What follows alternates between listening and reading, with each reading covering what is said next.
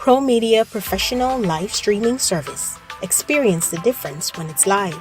Pro Media provides you a complete range of live and demand streaming solutions no matter what your special event may be. Weddings, funerals, concerts, press conferences, conventions, seminars, workshops, meetings, religious events, and more. For more information, call 669-5376 or 609-5264. Experience the difference when it's live. Trust can be broken in so many ways. When somebody is hurt, it is difficult to come back to a place of wholeness and healing. How do we deal with these emotions when trust is broken? If we're the ones that have broken the trust, what are some of the things we can do to actually help to rebuild it?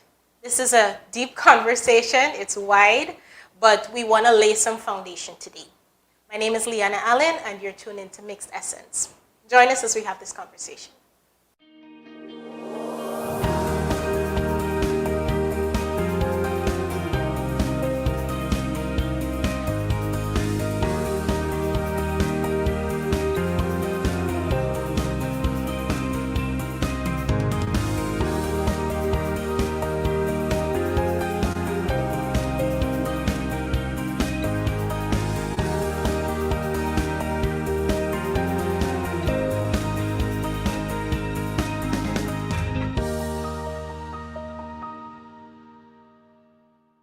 So today I have two very special guests here with me. We have SE1 again, a constant on our show. Thank you so much for being here, SE. Thank you. And we have the wonderful Sister Chan, Beverly Chan, the CEO for Davis Memorial Hospital. She is a social working activist. She is a court mediator, a mother, a wife. She wears so many hats, and she wears them so beautifully. Sister Chan, thank you so much for being here with us. Thank you. It's my pleasure. Yes, thank you, guys. So we're talking about rebuilding trust. Yeah. I'm thinking about it, and I really want the viewers to be able to see this beyond a situation of infidelity. Usually when we think of rebuilding trust, we think of somebody that may have violated a relationship where they may have cheated and something like that, and we're trying to get back to a place, if possible, of healing in that relationship. But trust can be violated in many ways, isn't that so? Yes. Can we share some initial thoughts on what are some of the ways we can violate trust in our relationships, whatever those relationships may be? I want to go first so that if I make a mistake, Sister Chad can cover me, as she always does. I feel like trust, you can lose trust not only in your in a relationship with someone else, but also in yourself. Personally, I felt violated some point, when I was younger, and I had sought advice from, incidentally, Sister Chan, almost 20 years ago. Oh, really? Yes. And one of the things she said to me, she said, what happened was not your fault. And then she said, listen, but when you want to repair that negative, you have to pour positive into it. And that's the only way you can really fill that void. And I feel like people who are broken and have been violated go into relationships violating other people. And she mentioned hurt people. And it is so ironic that when you get into those relationships and you have, violated people's trust in whatever way, financially, whatever, it takes time. Yeah. It takes time, but it has to be positive that you're pouring back into that space that you have created to make that thing back a whole.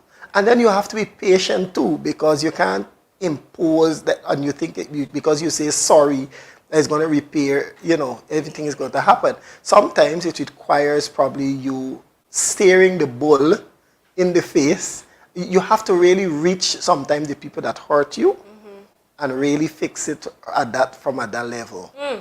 But I'll keep that for another time and another place. Okay. We're diving deep already. Sister Chan, any initial thoughts? Well, I am so heartened and delighted to have Ezzy with me, right? Yes. And to get that kind of feedback, you know.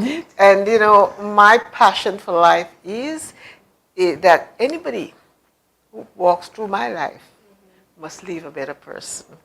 So I'm so proud of you, Ezzy. And I watch growth, I watch change, and it does something for my own philosophy for life. Okay, so we're talking today about trust. Okay, you know, one of the founding fathers of theological thought, Erickson, you know, trust is born out of our childhood experience. It's not something that we inherit. Right. Okay? It's out of our social dynamics. Trust is that concept that you believe what somebody says, they will do. Okay?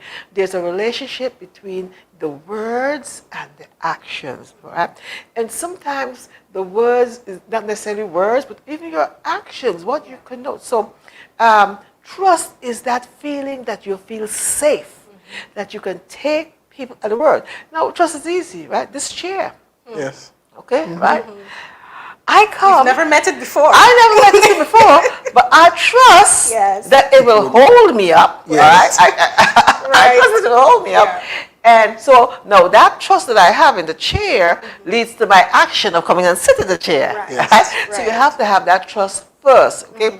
I was dealing with something this week and I used that trust is the springboard of faith. Trust. Never heard that before. I create.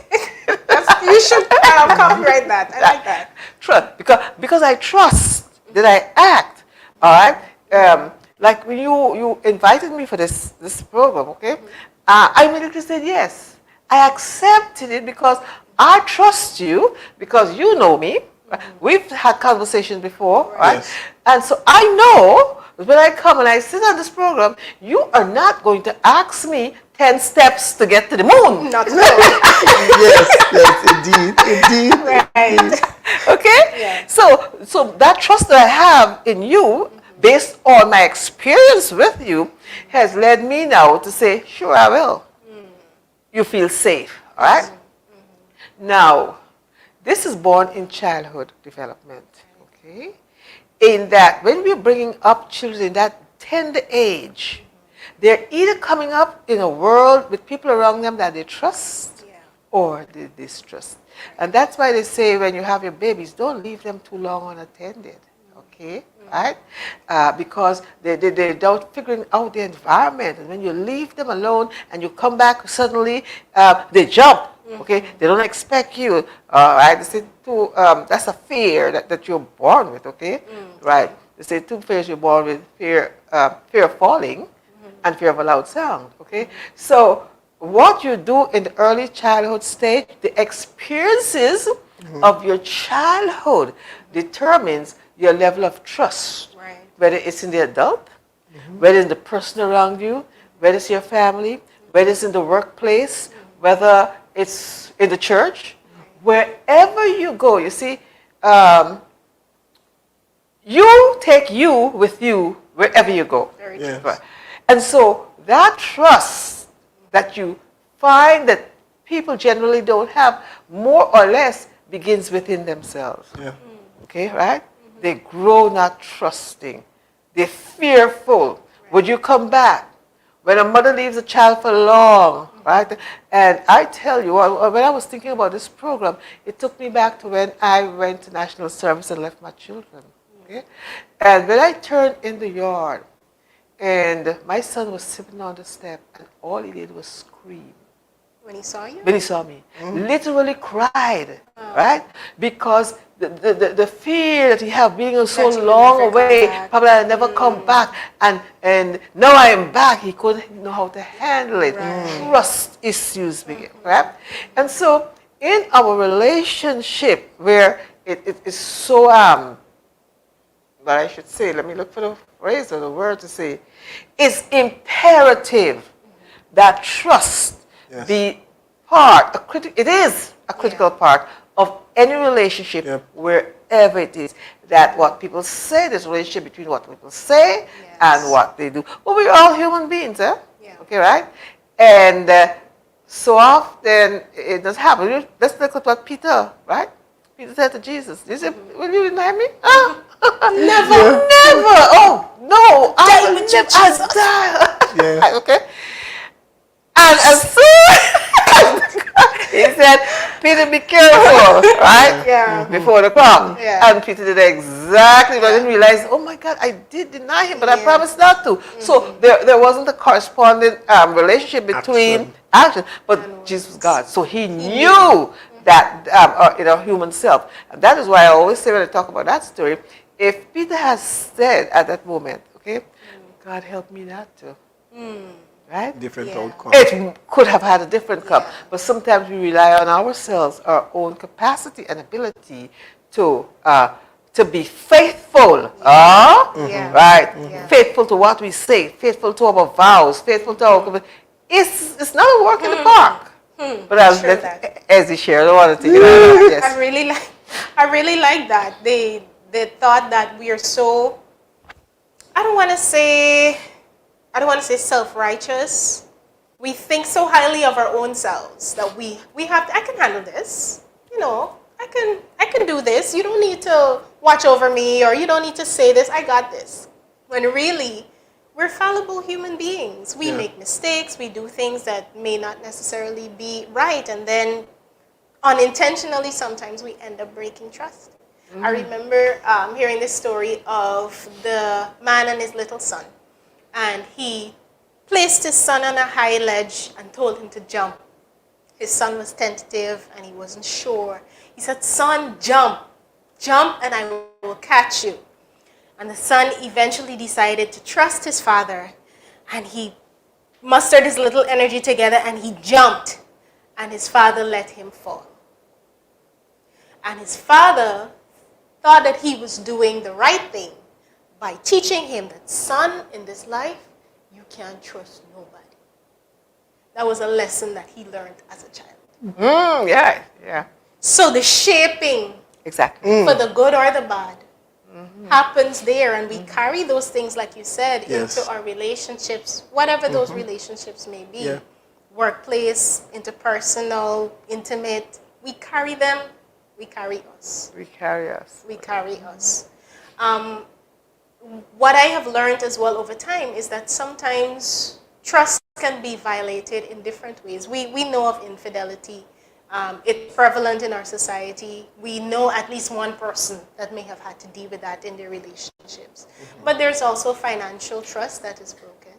Yes. And it's not something that people talk about a lot, but in a lot of intimate partner relationships, there is a lack of financial trust. Yes. Where one person has a challenge with saving, managing the funds, overspends, all of that, and the other person is trying to manage with that. We have different types of trust with the kids. Yeah. It may not be something that is sexual or physical or violence or abuse related, but one parent comes with a certain types of ideology in terms of raising the child, and the other parent has a different view. And so when this parent sees certain traits manifesting in the children, how could you? What? We come to a time in our existence where information going out there, and because of social media and so on, once certain things reaches out into the media, really can't pull it back. Yeah. Not just that, but you might be sharing certain information with people close to you, and people you don't even know. If you look at most major professionals and so on, they would leverage your information. I only share with you what you share with me. So if you tell me about your dog, I only share about my pet. So we have mutual, thing. Yeah. And I think we have not taught our kids, and we have not seen it much in our society, where our children are allowed to just talk and share all that source of information and so on with people they don't even know. And that information can be incriminating later on. Yeah. And I feel like in that aspect we can lose trust, and depending on the damage that is received at that time, or as a result of that information being shared, some people may never share again. Just to chip in quickly there, you spoke about information. these DM messages and the sexting and the texting and all of that. I didn't even get to that yet. That's just what I Yes. thought of. You know, you decide to share your whole self with somebody that you don't know. If you end up in a relationship, is that? But many times when the relationship ends, you see your nudes and you're this on social media. You invested trust in someone that you didn't even know was trustworthy. Like, But people choose to do those things because, remember, but there's only a your level friends of know your trust secret. still. There's Only your still a friends level know of your trust in secret. that. And so people would rather find a stranger that hope that this stranger would keep this thing as against you. Because friends have been outing so much information about people close to them over a period. And so people prefer to go to a stranger.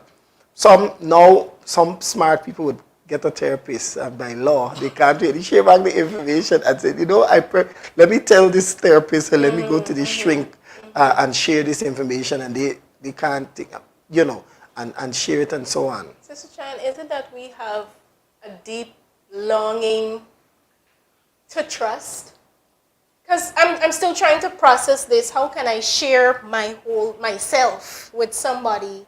Maybe I don't have people around me that I can trust. So I just need somebody to put some faith in. I need somebody to trust, and you just risk it. Do we have like a deep inherent need to trust? Well, we are gregarious, huh? All right? We must be connected, huh? All right? There is a desire for human beings to be connected to each other. Right. And that's why God made Eve, Adam. Connectiveness. Okay. And in that connectiveness, there is the need for us to bond and to share. Most of the people that have trust issues were people who were violated before, all right? And and when trust is violated, it's hard to trust again. And sometimes we drag the mistrust of one relationship into the next. All right? And so we make these assumptions that that person will do you the same thing again, and which may not necessarily follow. Right. So the slightest thing the person would do that resembles what your experience was, your trust is, you know, Or shut down. right. Yeah. It interferes with your whole psyche, and that's all you keep seeing all the time. I tell you what, in terms of sharing, particularly when you get into a relationship, whether it's a colleague at work or your family at home or even in your marital relationship, once a couple gets together and they feel secure in each other's company, okay, the whole notion of trusting and sharing is imperative.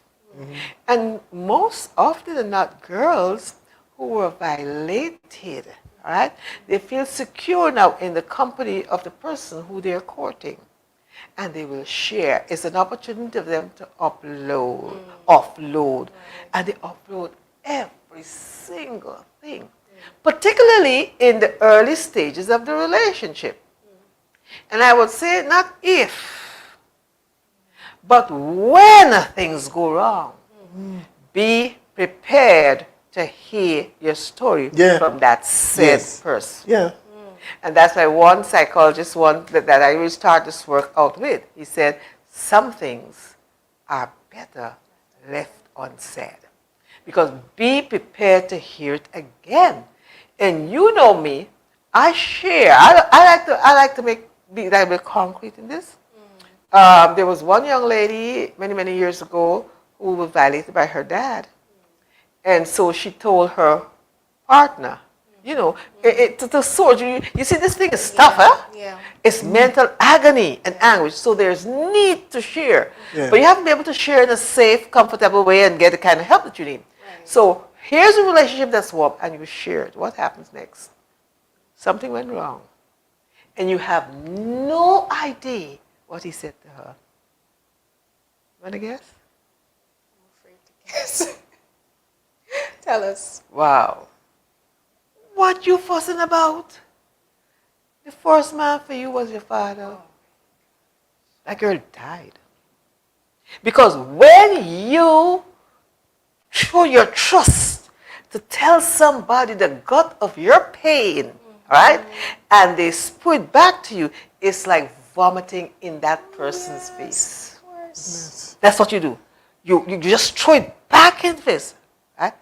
So it's imperative that we share because we were born to do that, but it has become so unsafe. So you have to be very mindful.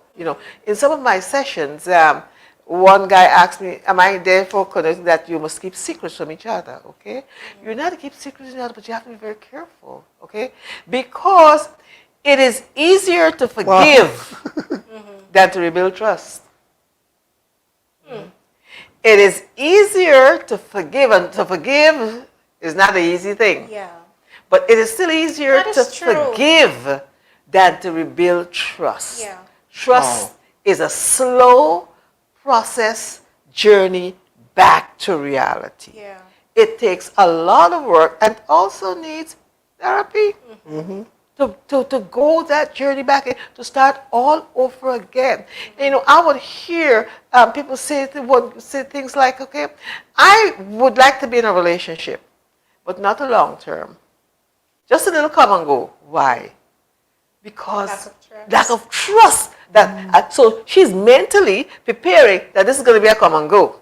Because probably no doubt those that she had, that she hoping to be long term and permanent, never happened. So you now conditioned yourself that I'm going to settle for if what it is, okay? It's going to just be a come and go, and I'll be happy with that because that has been the pattern of her life. So trust, okay, when somebody throws you under the bus, okay,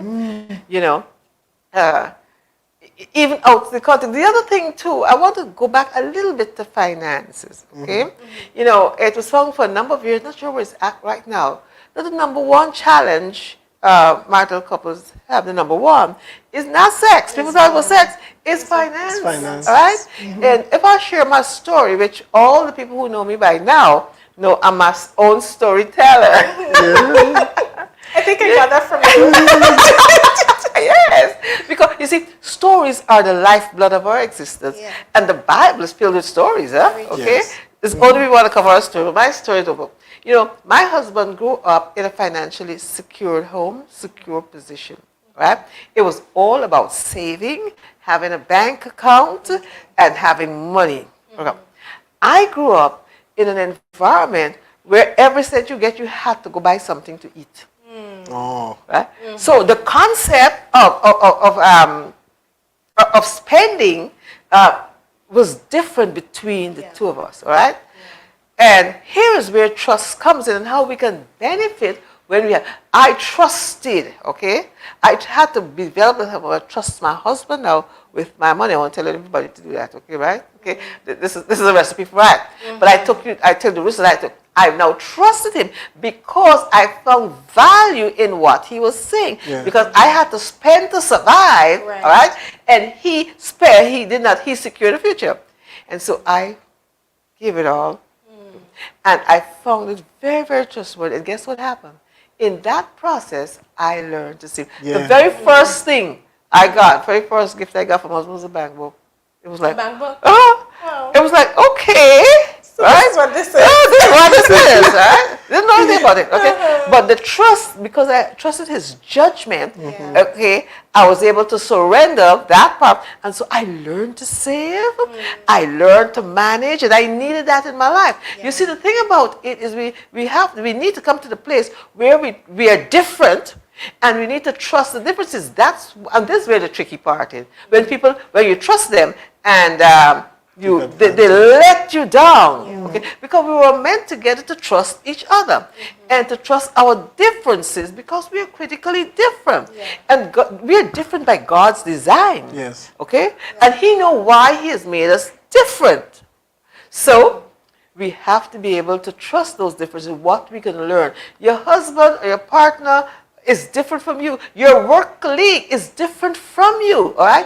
And those differences are to complement you, okay? But sometimes we see it as competition. Who knows more than who? We fight about because I don't trust your judgment on this, because you have trust issues yourself. And so it is very, very difficult to have the kind of real trust that we would like in our relationship, regardless of the type of relationship, from childhood experiences and also from our reality of the past, where people have, their word was not their bond, you know? And so you find the kind of gossip in the work environment, in the family, people talking about you and so on. Oh, it's just hilarious, all right? But trust is important, all right? And you know, when we get married, we say we make these vows. We committed to these vows at that moment in time, from the bottom of our heart. But when you come together, you begin to live together, you become naked, right? Spiritually naked, financially naked, right? You unfold, you know? Drop off. Right. Everything is now for real. And our differences are now, here we are. You know, I remember one boy told his grandmother, right, that he's just tired of this relationship. She is so bad. And the grandmother said, but you took her for better or for worse. He said, well, this worse is worse than that worse that I took her for. Oh, he needed to qualify his worse. Yes, so the degrees of worse, because he never trusted her, you know, in the relationship. But no relationship could be healthy without trust. Yeah. Of course, sure. I'm sorry. I was just going to say that one of the things that in my relationship, because similar to you and your husband, my husband and I came from different backgrounds. So we're in a situation, and still are currently in a situation, where I earn more in the relationship. We knew this before we got married. But in order to help to build and instill trust in me for him, what we do with our finances is that we pool all of our resources, nothing left behind. We deal with everything that needs to be paid and dealt with, and then whatever is left, we share equally. And I saw many persons in my childhood, early years, struggle with finances in their relationships, fight over it, lots of issues, and that's something I learned from watching them. So my solution was, there is no your money, my money. Instead of just saying it, this is what I'm suggesting we do. And we've been doing that for 11, 12 years probably now. Where he's still a work in progress with how he manages money and how he deals with money. I'm still a work in progress in my own ways, but the grace to say, okay, let's try this again. Okay, let's see what we can tweak now. But oftentimes persons find themselves in relationships with people that they can't really trust. Like the young woman you were talking about, where that information just came right back into her face. How do we... Why? Okay, number of questions floating around in my head. Why is it, or why don't we spot offhand whether this person is trustworthy or not? Do we think that, my love is going to change them enough to bring them alongside where I need them to be? I mean, I don't understand. Now, two things. Let me go back to the situation with your husband and yourself in terms of pooling that money, okay? That the trust got to be the foundation of that. Okay, so you don't recommend that for a whole lot of people. Okay, no. Right? Yeah. And trust mustn't be a shaky foundation. You know, it has to be a very strong foundation on which to build that kind of trust, where this is our money. Okay, because some of the experiences have been bad with that. The thing about it is, couples need to do what works for them. Agreed. Right? They have, some of them have separate bank accounts, but they're both on each other's account. Okay? So if something happened to me, my husband could walk in, right? You have access to. So I think what works, one size doesn't fit all. True. But whether, even in some case, having somebody on your bank accounts or whatever, trust is still the foundation that will make it work. Yeah. Okay? As it comes to, if you ask if you don't see this before, right? When you're courting, I'll tell you what. I don't want to put a percentage to it. I never did the stats. But what I know, a huge percentage of the things that happen in marriage, when you get married, those red lights were blinking in your face before. Yeah.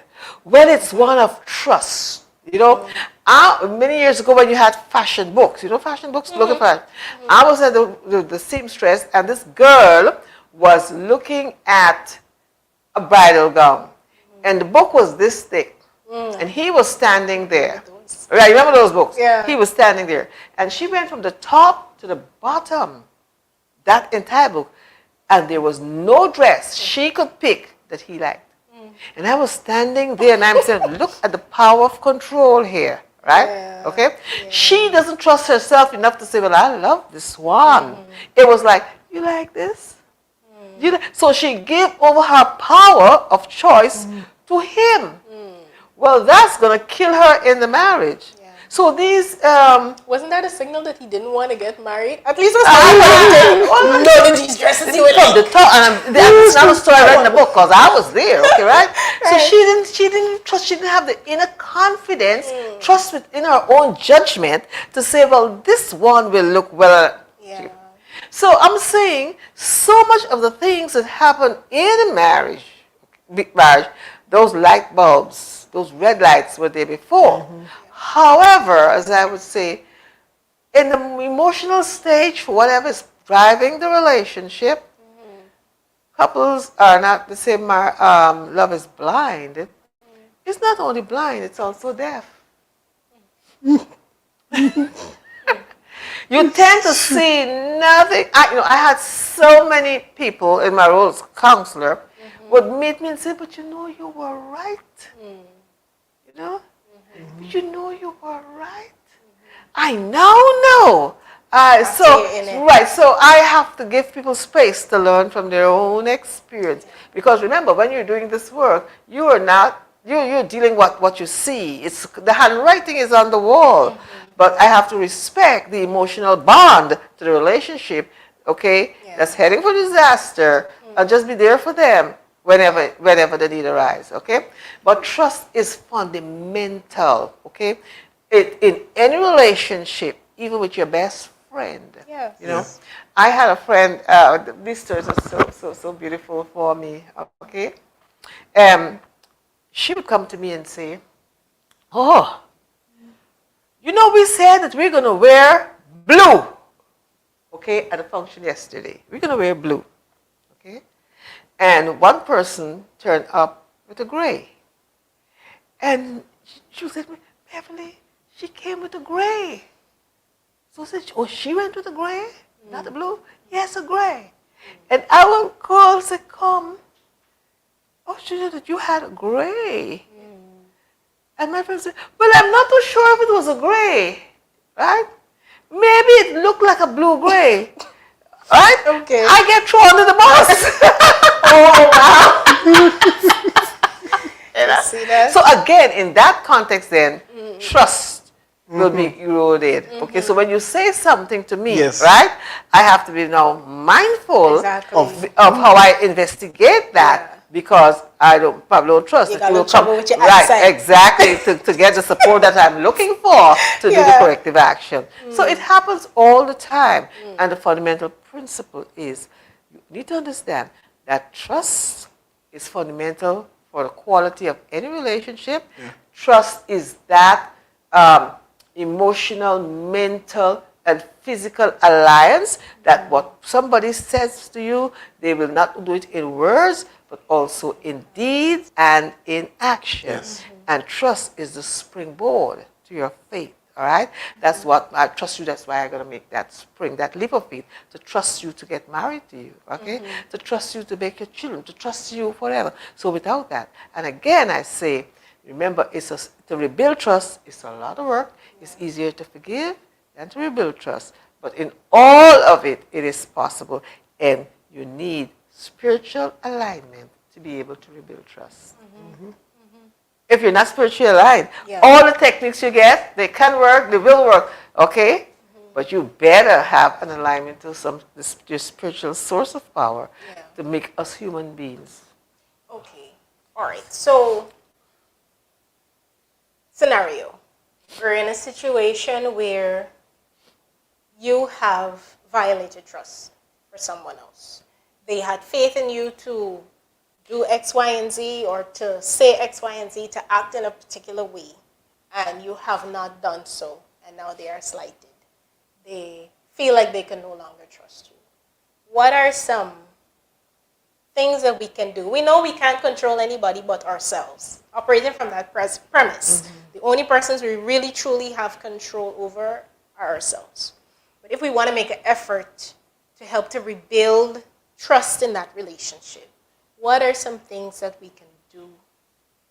Because you can't just talk it, you got to walk it. But what does that look like? Ideas, general, because again, this is a foundational conversation. We can go deeper into each one of these things, but on a wider note, what can we do to help to start rebuilding some trust? Yes, you want to go? Sure. That's a very good question, Dee. I was going to make a point earlier about if you want to be trusted, you have to trust people, right? Yeah. And then if you have violated someone else's trust and you need redemption from that, then you have to come to a place of being sorry for whatever you have done. And I feel like we can achieve these things by doing some simple things. So I have spent out your money or borrowed your money and haven't paid you back, and so on. And the time has passed. I can still honor that payment afterwards. I can still come and apologize to you.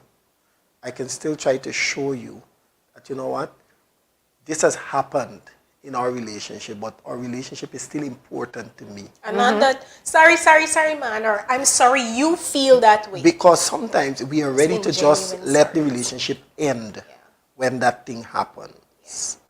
And I think genuineness in someone comes out in how you approach a situation. You might have a valid excuse, for not being able to pay back and all of that.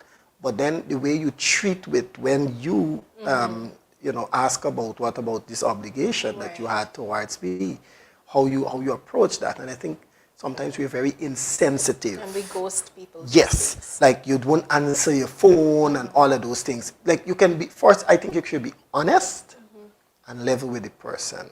The person don't trust you. That doesn't mean, but you can still be the friend.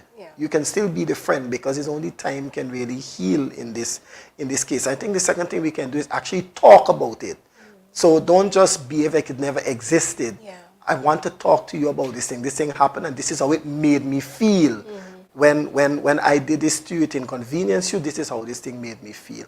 And I've had situations like that with people who were close to me, and I came to a point where I thought I should cut them off, Liana. I wanted to cut them off because you feel like they betray your trust time and time again. And you think that, and you want to cut it off, but you still do your part. Because only when you have fully done your part and that person walks away, that you can say that I've tried. But you don't do anything and then claim that, well, and just left it like that. So really we have to genuinely and honestly address it by being honest, reaching out to the people, having the conversation about, and even check in. You still feel a way about, thing and so on. I really want, this is how I feel. I don't want you to feel like that. Assurance by, sharing small messages and so on to rebuild that. And we have to do that in our relationships too. For example, if I have been accusing my wife all the time of doing things that she hasn't done, and then I found out that lady really wasn't doing those things, then I now have to make deposits to build up, to fill that void that I have created. So it's action. We got to really do. Give people the space to have the conversation too, if they're still going through the process of healing. And time. Yeah. Because sometimes we like to say, man, you bring it up again. I guess there's a balance. I could understand how you feel. I could Yeah. understand how you feel. It's how you But you bring know, it up. and I'm happy that you can share with me. You know, we don't do that. You again, why you gotta bring it up? I pay you back. You know, that was the issue. But the other thing I'd add, that was very good, the whole thing that Ezzy talked about of being honest, have a conversation around it and share your feelings in a safe way, all right? Right. The other thing you need to do is to manage, you're going to manage your expectations. In that, if the person is definitely going to try again, don't think that that try is going to be at 100. Not going to be perfect. Because you jump back to say, but only yesterday you said, and look what. So you manage your expectations, not change your values, because your value for trust is there. But you can expect that there will be some gaps at some time. You can expect that there may be some more disappointment.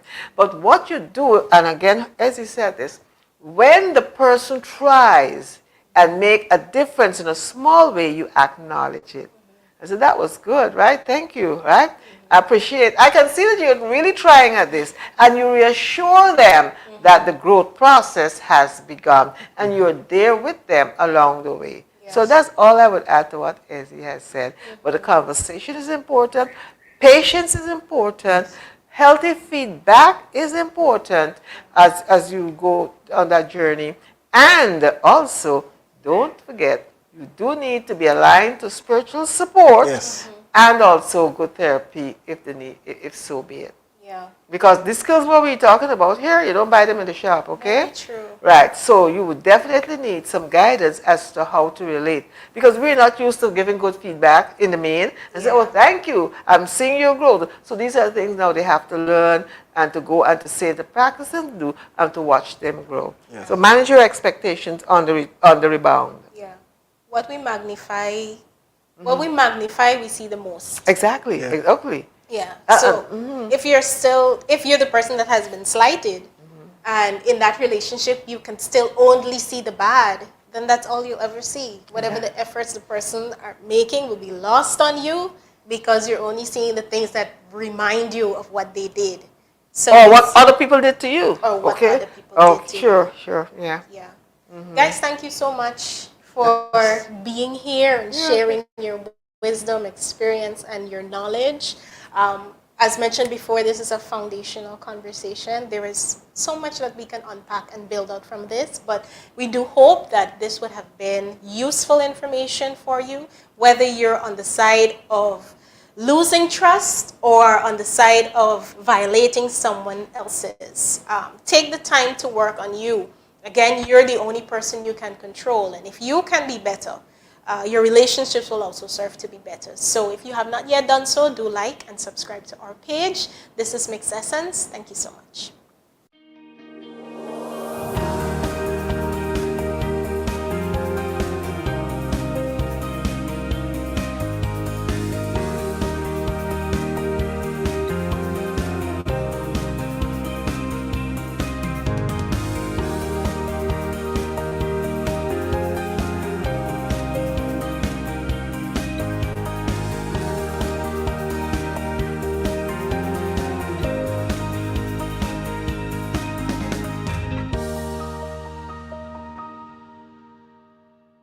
Pro Media Professional Live Streaming Service. Experience the difference when it's live.